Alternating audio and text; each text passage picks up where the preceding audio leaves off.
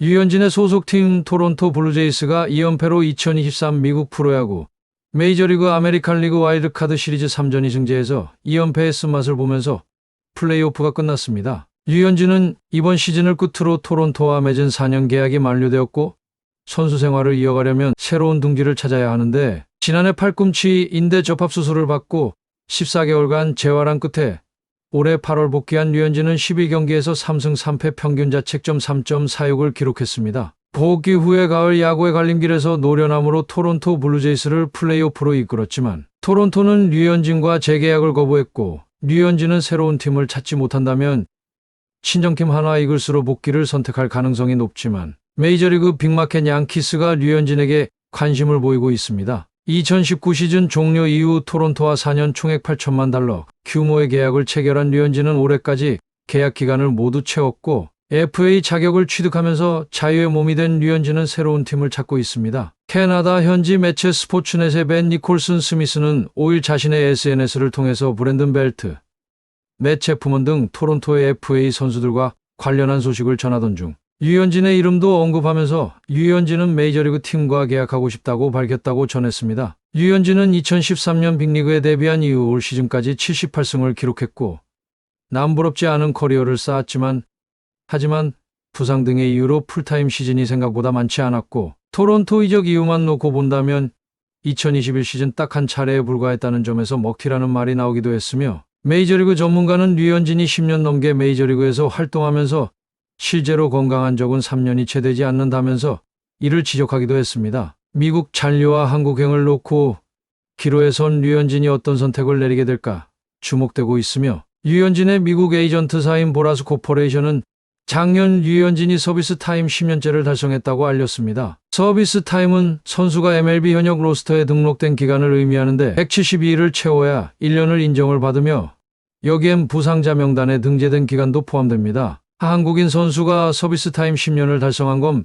박찬호, 추신수에 이어 류현진이 세 번째이며 USA 투데이에 따르면 서비스 타임 10년을 채운 선수는 45세부터 최소 약 6만 8천 달러 약 9,700만 원의 연금을 매년 보장받을 수 있고 만약 연금을 62세부터 수령하게 되면 매년 받을 수 있는 연금은 22만 달러 3억 1,400만 원을 수령할 수 있습니다. 실제로 뉴욕 언론 뉴욕포스트는 지난 9월 30일 뉴욕 양키스가 류현진을 영입해도 괜찮다고 추천했습니다. 뉴욕포스트는 양키스는 이제 너무 큰 돈을 장기적으로 지출하지 않으면서 플레이오프에 진출할 수 있는 팀을 구성하는 것이 목표다. 따라서 1년 계약으로 투수를 데리고 오는 것도 좋은 방법이다. 류현진은 양키스에 적합하다. 2024년에도 충분히 잘 던질 수 있는 스토프를 가지고 있다고 본다고 긍정적인 평가를 내렸습니다. 통계 전문 사이트 스포트랙 자료에 따르면 류현진은 메이저리그 진출 후 계약금과 연봉, 그리고 성적에 따른 인센티브까지 포함해 총 1억 2,138만 2,407달러 약 1,635억 원을 받은 것으로 집계됐는데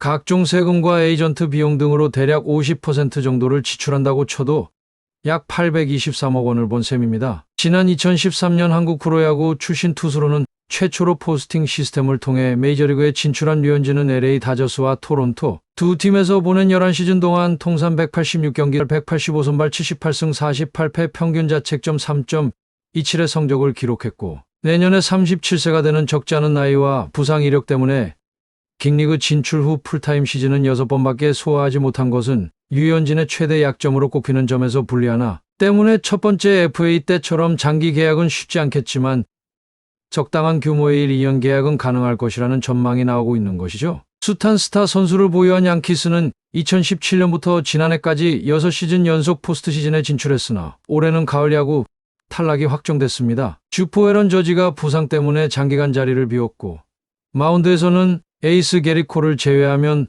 나머지 선발 투수들이 4점대 평균 자책점에 그치는 등 부진이 이어졌으며 여기에 이번 시즌 퍼펙트 게임을 달성한 투수 도밍고 헤르만이 알코올 중독을 치료하기 위해 입원하면서 시즌 아웃됐고 강타자 앤서니 리조마저 뇌진탕 후유증으로 이탈하는 등 악재가 끊이지 않고 있습니다. 양키스가 2024년 반등하기 위해서는 코를 받쳐줄 만한 선발진이 필수로 꼽히는데 이번 시즌 유망주 클라크 슈미트가 데뷔 첫 규정 이닝을 채우며 팀 2선발로 성장했으나 예체는 양키스에 여전히 베테랑 선발 투수가 필요하다고 지적했습니다. 이어 당분간 장기 계약을 피하고자 하는 양키스 구단 운영 기조를 들어 류현진과 단기 계약을 고려해볼 만하다는 조언을 곁들이면서 류현진이 양키스의 주목을 받고 있는 것이죠. 두 번째 길은 원소속 팀 하나 이글스로 복귀하는 것이 있으며 2013년 로스앤젤레스 다저스와 계약할 당시 포스팅 시스템 비공개 경쟁 입찰로 MLB에 진출했던 류현진은 KBO 리그에 복귀하면 한화로 돌아와야 하는데 류현진은 재활에 한창이던 올 초 한 매체와 인터뷰에서 잘 던질 수 있을 때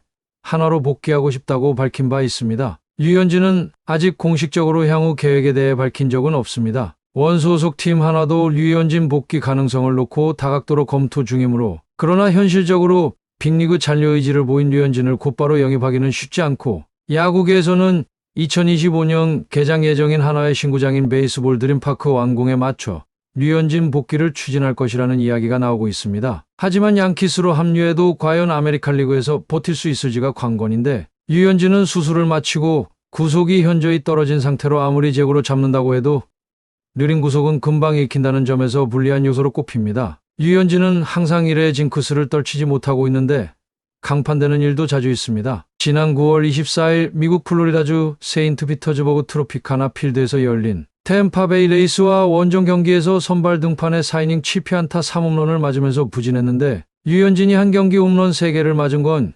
2021년 8월 27일 시카고 화이트삭스전 이후 758일 만이었습니다. 현재 류현진의 패스트볼 평균 구속은 시속 88마일 약 141km로 150km 후반대를 기록하는 괴물들이 즐비한 메이저리그에선 약점이자 장점으로 꼽힙니다. 처음엔 느린 볼로 제구를 잡으며 초반엔 좋아도 금방 익히는 단점으로 특히 류현진이 다저스 시절 내셔널리그에서 4위 영상 2위 후보까지 올랐으나 토론토로 이적하면서 많은 피안타가 나온 이유도 부상과 별개로 아메리칸 리그 타자들의 파워가 더욱 강하다는 점에서 많은 불리함을 갖고 있습니다. 노련함과 제구력으로 승부를 봐야 하는 류현진은 이제 나이가 들어가고 있는 만큼 또 다른 주무기를 앞세워야 하죠. 양키스는 메이저리그 최고의 빅마켓으로 이런 곳을 연고지로 하는 팀은 인구가 많고 소비력이 높은 지역에 들어선 팀인 만큼 이런 팀이 수익성이 높고 쓰는 돈도 많은 경우가 대부분이라 여기에 팀의 명성과 실력이 뒷받침되면 나는 선수들이 오고 싶어 한다는 점에서 류현진이 양키스에 언급된 건 아주 희망적입니다. MLB에서는 최고의 팀이자 미국의 최대 도시 뉴욕에 자리 잡은 악의 제국 뉴욕 양키스가 빅마켓 구단의 대명사로 야구뿐만 아니라 모든 스포츠를 통틀어서 전 세계적으로 유명하며 심지어 홈구장인 양키 스타디움도 전 세계에서 가장 비싼 야구장으로 꼽힙니다. 매년 그렇듯 올해도 뉴욕 양키스가 포브스 선정 MLB 구단 가치 순위에서 1위를 차지했으며 구단 가치는 60억 달러로 한화 약 8조 940억 원에 달하는 빅클럽에서 류현진이 양키스의 유니폼을 입고 뛴다면 오히려 노장이 된 후에도 계속 이어가면서 메이저리그에 남을 수 있는 기록까지 세워볼 수 있다는 장점이 있습니다. 끝으로 시청해주셔서 감사합니다. 구독과 좋아요, 알림 설정은 큰 힘이 됩니다.